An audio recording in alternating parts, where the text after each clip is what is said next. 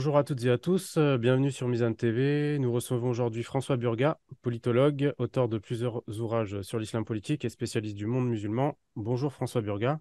Bonjour. Alors nous allons évoquer aujourd'hui deux éléments, le scandale du fonds Marianne et le livre de Madame Blaclair sur le frérisme. Alors rapidement pour présenter le fonds Marianne, sous l'égide de Marlène Schiappa et suite à l'assassinat de Samuel Paty, l'État a financé des associations pour qu'elles combattent les discours séparatistes avec une enveloppe de 2,5 millions d'euros. Une enquête parlementaire a été ouverte après des révélations de la presse sur des financements injustifiés au regard du maigre bilan de deux structures concernées, dont ferait partie le journaliste Mohamed Sifawi. Alors, ma première question, le fonds Marianne est-il à vos yeux un scandale d'État et que révèle cette affaire sur la France d'en haut? Oui, bien sûr. Enfin, c'est un scandale d'État qui est important. Et je dirais que paradoxalement, c'est un scandale d'État dont je me réjouis parce qu'il donne un coup de projecteur brutal sur des coulisses qu'on connaît, dont on connaît la structure, hein. C'est le pire de ce qu'on peut dire sur ce qui s'est passé récemment, c'est que l'État, le gouvernement de M. Macron a mis un terme à l'Observatoire de la laïcité. Il a mis un terme aux travaux de Bianco, de Cadenne, qui étaient des gens absolument remarquables, qui dépensaient un tout petit peu d'argent public pour dire sereinement le droit.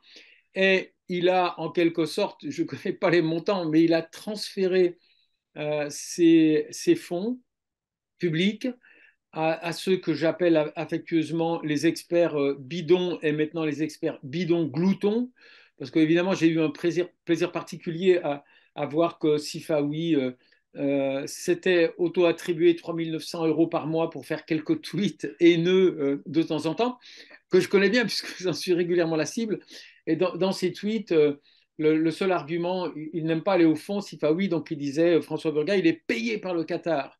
Et bien qu'il n'ait jamais pu avancer le moindre début de commencement de preuve, euh, il continuait sur ce seul argument, alors de savoir que lui-même est stipendié par de l'argent qui auparavant était utilisé de façon très très efficace, de façon très républicaine. Bien oui, c'est un coup de tonnerre, mais c'est un coup de tonnerre qui contribuera peut-être à réveiller certaines consciences. Autre révélation, on apprenait qu'un des membres de l'association intitulée Reconstruire le commun avait tagué la mosquée de Pantin quelques mois avant d'avoir reçu cette subvention. Faut-il voir un nouveau couac des services de police du ministère de l'Intérieur ou une simple négligence des collaborateurs de Marlène Schiappa? Permettez-moi de rajouter un nom à ceux qui ont été pris en flagrant délit d'avoir la main dans le pot de miel de l'argent public, dévoués à la lutte contre ces mécanismes qui fabriquent des gens capables d'assassiner Samuel Paty. C'est Rudi Reichstadt, c'est Conspiracy Watch. Conspiracy Watch a été de très longue date identifié comme l'une parmi d'autres de ces officines qui prennent un segment de l'intérêt public, une cause commune, hein, ça peut être l'écologie et ça peut être les fake news, le conspirationnisme, et qui le détourne pour criminaliser les adversaires de l'État d'Israël, ou enfin les adversaires, ou ceux qui critiquent les épouvantables débordements de la politique intérieure ou étrangère de l'État hébreu. Et donc, Rudi Reichstadt, dont Libération, hélas, fait un portrait particulièrement louangeux hier, hein, ce qui montre bien l'assise du front médiatique qui défend ces causes-là. Bien, Rudi Reichstadt, avec Mohamed Sifawi, a fait donc partie de cette bande, petite bande, triste petite bande des experts bidons gloutons. Alors, il y a eu effectivement encore un autre volet, c'est qu'on a découvert que, sans surprise, dans la bande du SGCIPDR, il y a des gens qui sont extrêmement radicaux, qui sont islamophobes au premier degré, et qu'on a donc pris la main dans le sac d'avoir participé à des actions complètement inqualifiables. Bah oui, c'est une confirmation, ça parfait un petit peu ce portrait qui a été révélé par ce scandale, dont on va finir, comme je vous le disais, par se réjouir, parce que c'est un peu un rayon de soleil dans un ciel très sombre de l'information sur toutes ces questions-là dans le paysage médiatique de Milan. Vous pensez que c'est une négligence de leur part ou c'est volontaire? Je ne sais pas, Ouais. mais dans les deux cas, vous savez, c'est pas très reluisant pour leur réputation. François Burga, vous avez pris position notamment sur Twitter à la suite de la sortie du livre de Florence Bergeau-Blaclair sur les frères musulmans en exprimant toutes sortes de critiques. À ce propos, le journaliste de France 5, Patrick Cohen, a été jusqu'à dire que vous auriez mis une cible sur la chercheuse en la traitant de raciste pour ses analyses dans son livre. Que répondez-vous à Patrick Cohen et surtout que reprochez-vous au livre? Alors Patrick Cohen a étendu le spectre d'une accusation qui a été formulée en premier par Erwan Seznek dans Le Point. Erwan Seznek, c'est un monsieur qui juste auparavant travaillait comme par hasard sur Marianne.net. Lorsqu'il m'a interpellé, parce qu'il m'a écrit, je ne lui ai pas répondu pour une raison très très simple, c'est que quand il avait fait mon portrait entre guillemets sur Marianne, il m'avait interviewé, je lui avais envoyé 5 pages écrites soigneusement, et elles étaient évidemment passées à la poubelle, il n'en avait pas gardé, mais pas une ligne, c'était spectaculaire, à tel point que l'UJFP, sont des gens, l'Union des Juifs pour la paix, que je salue régulièrement, avait publié intégralement cette interview. Bon, voilà, pour la matrice, c'est donc Le Point qui dit oui, oui, oui, il n'y a pas un lien direct, c'est indémontrable, mais il y a peut-être un lien. Et Patrick Cohen franchit le Rubicon et il dit mot pour mot, il dit le pire dans cette affaire, c'est que cette cible qui a été accrochée dans le dos, hein, on ne fait pas dans la nuance, de Florence Bergeau-Blacker, elle lui a été accrochée par un de ses anciens collègues au CNRS. Juste pour dire, les menaces de mort, tout le monde en reçoit. La particularité de Florence Bergeau, c'est que celui qui lui a mis une cible dans le dos, c'est l'un de ses anciens collègues du CNRS, François Burga, qui l'a traité de raciste publiquement et qui a même parlé de racisme scientifique, et c'est évidemment particulièrement grave. Bon, dans l'ordre, qu'est-ce qu'il y a dans ce livre? Ce livre n'apporte rien de nouveau. Ce livre étend au territoire de l'Europe la problématique énoncée par Bernard Rougier dans les territoires perdus de la République, dans le droit fil des écrits de Gilles Kepel. Pour faire simple, Gilles Kepel lance la notion de djihadisme d'atmosphère, c'est-à-dire on peut stigmatiser non seulement les acteurs dûment identifiés souhaitant passer à l'action armée, ce qui est normal, ce qui est légitime, mais l'atmosphère dans laquelle ils vivent. Donc on a déjà un premier mécanisme d'extension. Et puis bien sûr, cette extension de la taille des cibles musulmanes qui sont légitimes, éligibles à la répression violente, parce que quand vous êtes taxé de frérisme ou de séparatisme, l'association, la mosquée, l'association culturelle, le cercle sportif peuvent être dissous avec des conséquences terrifiantes. Hein. Quand on est qualifié de séparatiste dans les médias, on peut avoir envie de quitter le territoire national. J'ai plusieurs amis de confession musulmane qui ont opté pour ce choix terrible-là. Bon, donc on est passé du djihadisme d'atmosphère au frérisme d'atmosphère, c'est le mot qui intitule la préface de Gilles Kepel dans l'ouvrage de Florence Bergeau-Blacker. Donc l'ouvrage de Florence Bergeau-Blacker explicite l'extension au niveau européen de la dimension sans limite, parce que atmosphère, vous savez, c'est quelque chose, c'est évanescent, hein, c'est nébuleux, on ne peut pas tracer une frontière. Donc, en vertu de la théorie anglo-saxonne du conveyor belt, vous voyez le tapis roulant, c'est pas, enfin, le tapis roulant qui, une fois que vous avez mis le pied dessus, donc si vous mangez 2 kebabs, vous allez 3 fois à la mosquée au lieu d'une seule fois par an, ça y est, vous êtes sur le tapis roulant qui vous emmène vers le djihadisme, vers les attentats, vers l'assassinat de Samuel Paty.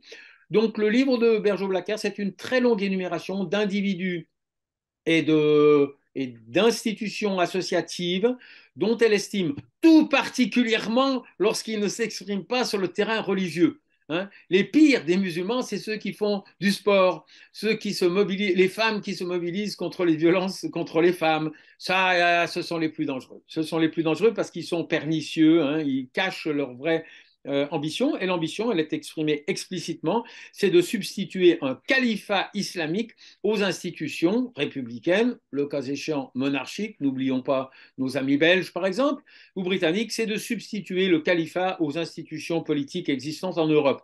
Donc on ne fait pas dans la dentelle. Mais bon, ça c'est à cela que je me suis pris. Mais ce qu'il y a de très grave dans cette affaire, comme on l'a mentionné en évoquant le rôle de Patrick Cohen et du Point, c'est le fait que on a pris un prétexte. Florence Bergeau-Blacker a vraisemblablement reçu pas deux, hein, un tweet contenant des menaces de mort. Ce tweet, on ne le connaît pas, on ne le connaîtra jamais. Et c'est dommage parce que moi, j'aimerais participer activement à l'identification de l'imbécile criminel qui a écrit un tweet de ce genre. Mais non, ça reste nébuleux. Charlie Hebdo, hier matin, a écrit des vagues de menaces de mort. C'est totalement faux factuellement. En tout cas, on ne nous a pas donné le moindre début de commencement de preuve. Mais sur ce terrain, moi, je veux dire quelque chose d'absolument essentiel. Les menaces de mort, il n'y a pas qu'Auberge de Blacker qui en reçoit. Celui qui vous parle aujourd'hui, il en reçoit très, très régulièrement. Très régulièrement. Et encore, je ne leur fais pas la chasse parce que pour trouver les menaces de mort, il faut aller dans les commentaires des gens qui vous ont attaqué. Hein, ce sont leurs followers qui montent en température. Je vais peut-être choquer certains de vos lecteurs, mais moi, je vais vous dire l'un des derniers en date que j'ai reçu. L'un des derniers en date que j'ai reçu, c'était tu as généralement c'est horrible, hein, pardonnez-moi, mais du sperme à la commissure des lèvres parce que tu suces les frères musulmans. Mais tu vas bientôt en avoir plein l'anus. Ça date d'une semaine, d'accord? Après, il y en a ceux qui arrivent les plus régulièrement, c'est je suis un collabo, je collabore avec l'ennemi, et vous savez que collabo, dans la terminologie de l'histoire de la Seconde Guerre mondiale, vous savez ce qui arrive au collabo. Donc on m'en rappelle très régulièrement, tu sais ce qui va arriver au collabo. Tu sais que le jour où les collabos vont payer le prix approche. Ça, ce sont des menaces de mort. Jamais, je vais vous dire sincèrement, jamais je les ai pris véritablement au sérieux, c'est vrai, ça n'a jamais, mais jamais quiconque d'autre les a pris au sérieux. Alors qu'un seul tweet de menace de Berger Blacker stoppe la France et criminalise tous ceux qui contribuent à dénoncer l'irrationalité, le sectarisme de l'ouvrage de Berdo Blacker avec des arguments extrêmement, exclusivement scientifiques. Monsieur Erwan Seznec, il a voulu chercher le pire des tweets que j'avais écrits. Hein. Et qu'est-ce qu'il a trouvé? Il a trouvé un tweet où j'avais dit, et je peux le démontrer, c'est très, très, très facilement, je dis Florence Bergeau-Blacker n'a même pas lu les auteurs qu'elle calomnie. Hein. Elle me fait dire le contraire de ce que j'ai dit. Dans l'univers des trolls, on peut inventer la caricature de celui qu'on veut criminaliser, mais pas au CNRS. On décrit au moins, on résume la thèse avant de s'y opposer. Elle ne le fait pas. Si vous voulez lire, ça prend trop de temps, ça ne peut pas entrer dans le cadre de cette vidéo, mais ceux d'entre vous qui veulent plus d'informations peuvent aller sur le blog Mediapart euh, François Burga et vous verrez les 4 derniers papiers. J'ai relayé des gens, ses collègues les plus proches qui la critiquent, mais évidemment vous ne lirez jamais ça dans les médias. Alors on a dit le mot média, peut-être ultime parenthèse. Florence Bergeau-Blacker hurle quand on dit qu'elle est d'extrême droite. Mais c'est drôle, hein, c'est amusant, mais c'est extrêmement éloquent. Il y a un petit événement qui s'est produit il y a 3 ou 4 jours. Quand on va sur Amazon.com et qu'on demande à acheter le livre de Florence Bergeau-Blacker, eh bien, il apparaît, vous avez peut-être, j'espère que vous n'allez pas trop souvent sur Amazon, hein, mais sur les grands sites de diffusion en ligne, on vous dit, ceux qui ont acheté l'ouvrage de ont également acheté l'ouvrage de. Eh bien, je tiens à votre disposition la photo qui dit, ceux qui ont acheté l'ouvrage de Bergeau-Blacker ont également acheté l'ouvrage de Éric Zemmour. D'accord? Florence Bergeau-Blacker a été soutenue par, je ne fais plus le compte, mais je crois 20 organes de presse. Du Figaro à valeur actuelle, à évidemment tous les sites de la fachosphère français de souche, Damien Rieu, le célèbre Luizy qui a déclaré son amour à Éric Zemmour. Et moi, je n'ai pas trouvé 1 centimètre carré de presse qui accepte, si lundi matin, l'exception, le site lundi matin, et puis pour un de mes collègues, Rafir Chakat, dont il faut mentionner le nom, eh bien, Orient 21. Mais sinon, pas 1 centimètre carré de presse s'en est pris au contenu si excessif, si dangereux soit-il, si infondé soit-il, de Bergeau-Blacker. Un Mais petit mot comment, pour dire que j'ai un co-auteur dans le seul papier que j'ai écrit, il s'appelle Souel Chicha. Peut-être connaissez-vous Souel Chicha, c'est le monsieur que Caroline Fourest a réussi à faire vider de l'université libre de Bruxelles parce qu'il avait, et j'en aurais fait autant à sa place, interrompu une vilaine conférence que tenait Caroline Fourest il y a de ça 10 ans maintenant. Voilà. mais comment interprétez-vous justement le soutien de plusieurs titres de la presse française ces derniers, depuis la sortie de son ouvrage? Comment vous interprétez le soutien qu'elle... tout à l'heure, j'ai mis un. Alors, Charlie Hebdo m'a mis en. Je ne sais pas si c'est en couverture, mais je suis caricaturé dans Charlie Hebdo. Alors, évidemment, quand on ne sait pas quoi dire, on s'en prend à l'âge de la personne. Donc, Florence Bergeau-Blacker me dit bonne retraite, vous êtes vieux. Ça dit quand même la noblesse, hein, de la critique. Donc, Charlie Hebdo fait de moi quelqu'un qui, pardonnez-moi, mais c'est eux qui surinent dessus, etc. Et j'ai mis en dessous l'islam, ce toboggan qui entraîne inéluctablement la gauche vers l'extrême droite. C'est-à-dire que actuellement, le clivage droite-gauche en France ne fonctionne plus dès lors que le sujet, c'est la religion musulmane, les musulmans, l'altérité musulmane. Vous pensez que Et ça on concerne toute voit, la gauche? ben, alors, bon, ça a commencé par le printemps républicain. Le cancer, c'est la gauche valsiste.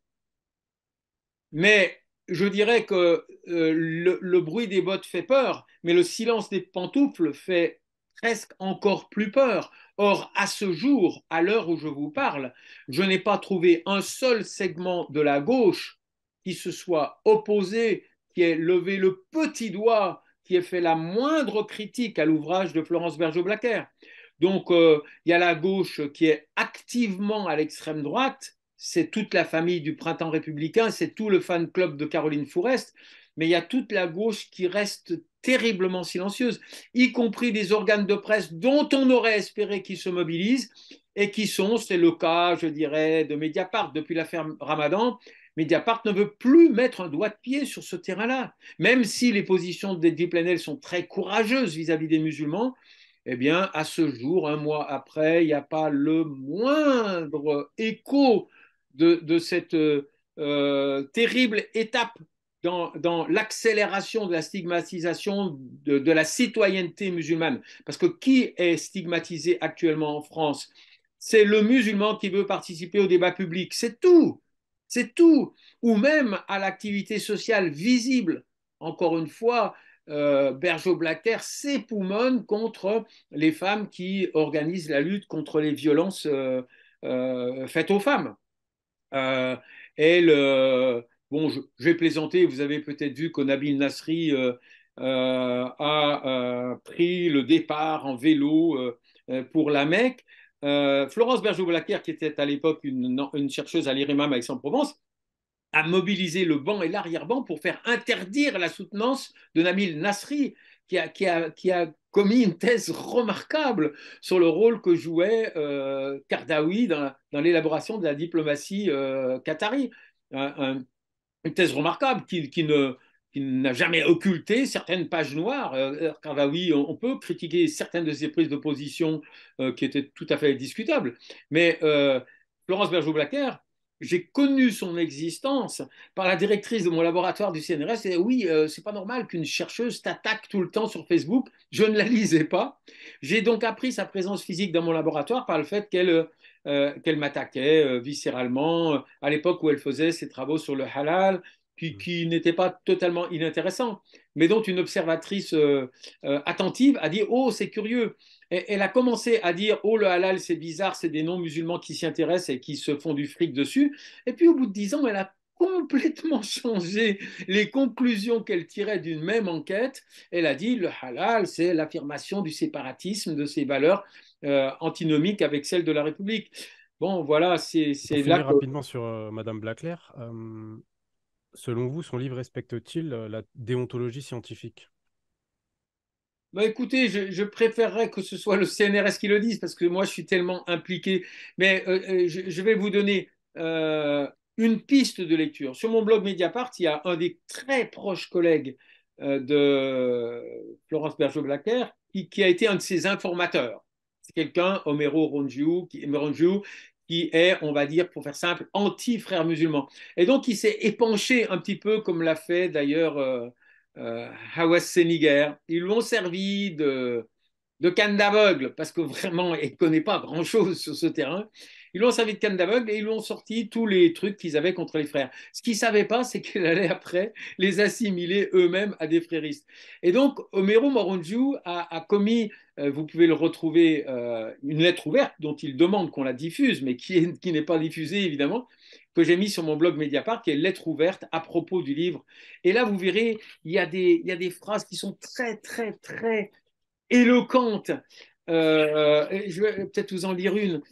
Il dit Florence Bergeau-Blacker, pour sa part, est montée d'un cran dans la prise de distance avec l'éthique de la recherche en intégrant dans son bagage conceptuel la prescription normative imposée par le chercheur. Elle ne se pose plus de restituer la réalité d'un champ, elle définit en amont la norme musulmane acceptable. Et ça, c'est vraiment aux antipodes de la démarche scientifique. Moi-même, très souvent, et d'ailleurs de la part d'amis musulmans, je dis attention, moi, je suis ni moufti, je ne commets pas les fatwas, je ne suis pas un juriste musulman, je ne dis pas ce qui est bon, ce qui n'est pas bon.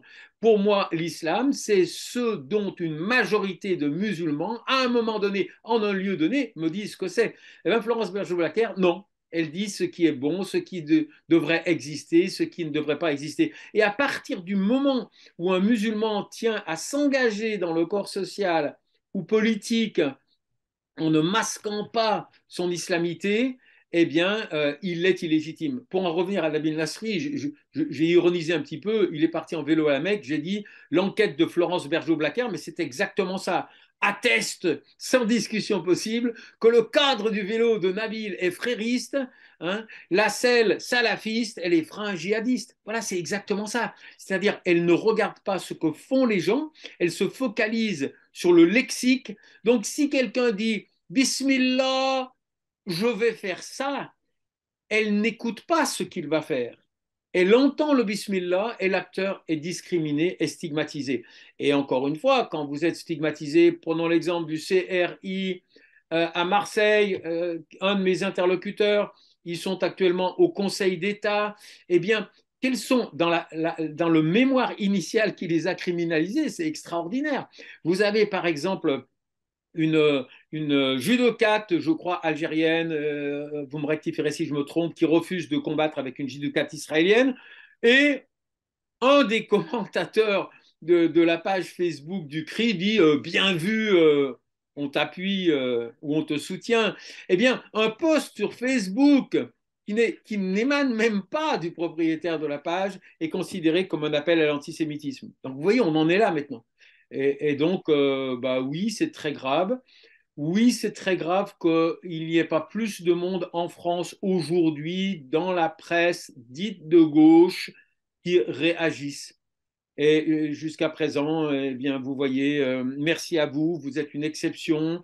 Je vais faire avec l'Union des Juifs pour le Progrès une petite vidéo. Ça sera une autre exception dans le paysage de la militance française. Sinon, c'est le silence. Hmm. Voilà, et c'est déplorable. Au-delà du cas de Florence Bergeau-Blackler, les noms de Gilles Kepel et Bernard Rouget sont fréquemment cités dans leur approche critique de l'islam ou de l'islam politique, la frontière entre les deux étant devenue indiscernable dans le débat public. Mais aussi à propos de leur proximité avec certains décideurs politiques, par exemple, au moment de la loi votée contre le séparatisme, assiste-t-on à une dérive de la recherche française sur l'islam? Mais ça, c'est attesté. La proximité des décideurs avec une petite fraction de l'appareil académique. Alors là, je vais vraiment ouvrir une parenthèse. Pour une fois, je vais vous donner une bonne nouvelle. Lorsqu'a eu lieu ce fameux débat, la ministre Frédérique Vidal demandant au CNRS, enfin, il aurait demandé au CNRS de faire une enquête sur l'islamo-gauchisme rongeant le corps universitaire. Le CNRS et la présidence la conférence des présidents d'université ont eu une attitude unanime et extrêmement rigoureuse et vigoureuse. Ils ont dit, vous nous demandez de parler de quelque chose qui n'existe pas. C'est-à-dire, en d'autres termes, ils ont collé une gifle à leur propre ministre de tutelle. Donc, j'espère ne pas être trop optimiste, mais je pense qu'une majorité du corps académique actuellement a des positions très saines, ne collabore pas avec la chasse aux sorcières, comme le font malheureusement Kepel, Rougier et Bergeau-Black. Qui sont reliés très, très largement dans beaucoup de médias. Ah ben, Kepel est actuellement à un statut plus ou moins officieux ou officiel d'homme du président, puisqu'elle a conseiller, été, ouais. par exemple, envoyée chez Kais Saïd au nom du président de la République. Caroline Fourest est passagère de voyage, je pense la dernière fois, invitée personnelle du président de la République pour venir en Irak, eu égard à sa spécialisation sur le problème des Kurdes. Elle est également une spécialiste de l'Ukraine, etc., etc. Donc oui, effectivement, c'est tout à fait regrettable. Les gens qui soutiennent Bergeau Blacker, il y a eu une tribune, alors on peine à trouver, ils ont dit 800 personnes, mais c'est délirant. Il y a Madame Machin, violoniste, Monsieur Machin, pédalo. Il n'y a pas d'académique de premier plan, mais il y a, sans surprise, Elisabeth Badinter ou tout le carré, ou ce que j'appelle affectueusement le fan club de Caroline Forest. Et pour terminer sur l'aspect académique, l'islam en France est un objet surpolitisé. La perspective d'un travail scientifique islamologique est-il encore possible? Vous avez dit que dans le champ académique, ils avaient réagi face à la ministre qui avait déclaré ce que vous avez prononcé précédemment. Vous pensez qu'on peut toujours travailler sur ces questions-là en toute Oui, liberté? oui, oui, je suis relativement optimiste.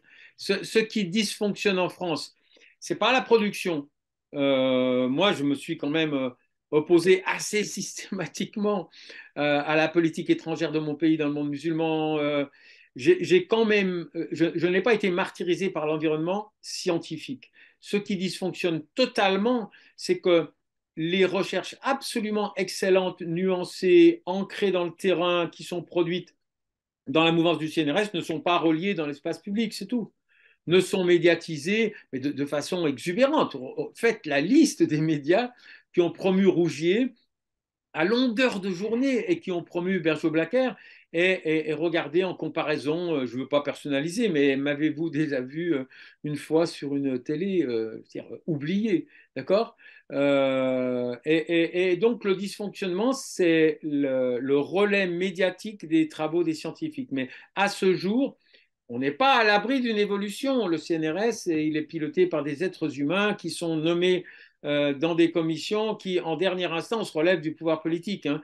Donc, il n'est pas dit que ce tout petit noyau qui, au sein du CNRS, soutient les raccourcis ou cautionne les raccourcis de Bergeau-Blacker ne prendra pas le pouvoir un jour. Mais ce n'est pas le cas aujourd'hui. Ce n'est pas le cas aujourd'hui. Pour terminer plus globalement, depuis le vote de la loi contre le séparatisme, notion floue et amalgamante, quelle est votre analyse globale de la politique de Macron et de son gouvernement, donc Darmanin, Marlène Schiappa, sur l'islam, la laïcité et la cohésion sociale? Sommes-nous en marche vers une confrontation identitaire? Et quelle position les décideurs politiques ont-ils choisi d'adopter et pour quelles raisons? Pour résumer ce qui s'est passé en octobre, je pense que c'est le 2 octobre 2020, au discours des Mureaux, et faire écho à ce que j'ai dit au début sur l'élargissement de la cible légitime de la répression contre l'activisme au sens le plus noble du terme, contre la citoyenneté musulmane, je dirais qu'il y a eu une époque où on criminalisait, où on réprimait légitimement les actes d'une petite minorité de citoyens musulmans qui voulaient passer à l'action armée. Ça, c'était légitime et ça visait les actes d'une minorité. Nous sommes entrés dans une époque où ce ne sont plus les actes, mais les opinions, où ce n'est plus une minorité, mais une majorité. Nous sommes entrés dans une époque où les opinions d'une majorité de musulmans de la France peuvent être légitimement, légalement criminalisées par le gouvernement de M. Macron. Et la ligne rouge, je dirais, a été franchie le jour où le CCIF a été dissous. Pour moi, la France est sortie de l'état de droit le jour où elle a dissous une association qui, par des moyens particulièrement légaux, détournait les citoyens musulmans de toute tentation de recourir à l'action physique, bil yed, n'est-ce pas? Eh bien, le jour où cette association a été criminalisée et dissoute, je pèse mes mots. Jean-François Bayard a dit nous sommes entrés dans l'ère de l'islamophobie d'État. Ces termes n'étaient pas excessifs. Nous sommes sortis de l'état de droit. C'est absolument regrettable. C'est la fin de cet entretien. Merci François Burga d'avoir répondu à nos questions. Je vous remercie et puis ben, à très bientôt sur Merci à Medium vous. TV. Merci à vous.